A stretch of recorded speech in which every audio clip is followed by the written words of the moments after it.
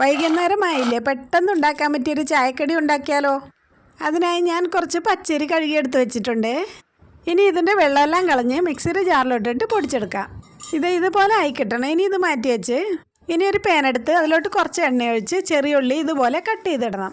ഇത് വഴറ്റി ഇതിൻ്റെ കളർ മാറിയതിന് ശേഷം അതിലോട്ട് കുറച്ച് വെള്ളം ഒഴിച്ചു കൊടുക്കണം. ഞാൻ 1 കപ്പ് വെള്ളം ഒഴിച്ചിട്ടുള്ളത്. നമ്മളെടുക്കുന്ന പൊടിക്കനുസരിച്ച് വേണം ഇതിലോട്ട് വെള്ളം ഒഴിക്കേണ്ടത്. വെള്ളം ഒന്ന് തിളച്ച് വരുമ്പോൾ അതിലോട്ട് ആവശ്യത്തിന് ഉപ്പിട്ട് കൊടുക്കുക. ഇനി നമുക്ക് നേരത്തെ പൊടിച്ച് വെച്ച അരിപ്പൊടിയിട്ട് നിർത്താതെ ഇതുപോലെ ഇളക്കി കൊടുക്കണം.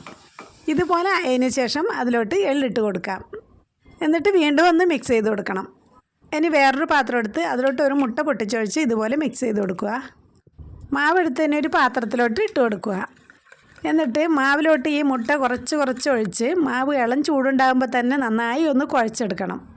മുട്ട എല്ലാ ഭാഗത്തും പിടിക്കുന്നത് വരെ മാവ് നന്നായി ഒന്ന് കുഴക്കണം. 5 മിനിറ്റ് നേരം ഇത് റെസ്റ്റ് ചെയ്യാൻ വെച്ചതിന് ശേഷം 5 മിനിറ്റ് കഴിഞ്ഞതിന് ശേഷം മാവ് ഇതുപോലെ നീളത്തിൽ ഷേപ്പ് ചെയ്തെടുക്കണം.